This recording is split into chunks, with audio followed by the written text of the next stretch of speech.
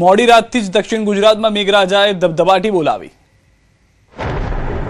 ગુજરાત નજીક ધીમે ધીમે ચોમાસું પહોંચવા લાગ્યું છે। જેમ જેમ ગુજરાત પાસે ચોમાસું આવી રહ્યું છે તેમ તેમ તેની અસરે પ્રી મોન્સૂન એક્ટિવિટી તેજ બની રહી છે। મહારાષ્ટ્ર સુધી તો ચોમાસાની એન્ટ્રી થઈ ગઈ છે, ત્યારે હવામાન વિભાગની આગાહી મુજબ દક્ષિણ ગુજરાતમાં વરસાદ ખાબકવા લાગ્યો છે।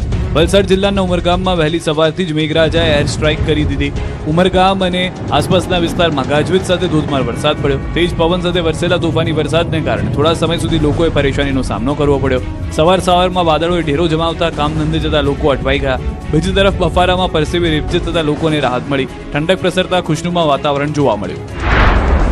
બીજી તરફ આખો દિવસ ઉકળાટ બાદ મોડી રાત્રે વાદળો ગર્જના કરતા પહોંચ્યા અને નવસારી શહેર અને આસપાસના ગામડાઓમાં તોફાની પવન સાથે ધોધમાર વરસાદ પડ્યો। વરસાદથી વાતાવરણમાં ઠંડક પ્રસરી ગઈ હતી। વરસાદની ધબધબાટીના દ્રશ્યો સુરતના છે, જ્યાંના અઠવા ગેટ, પીપલોદ, ડુમ્મસ સહિતના વિસ્તારોમાં ભારે ઉકળાટ બાદ વરસાદ તૂટી પડ્યો। તોફાની પવન સાથે મેઘરાજાએ ધબધબાટી બોલાવતા રોડ ભીંજાયા। લોકોને આખરી ગરમી અને બફારાથી છુટકારો મળ્યો।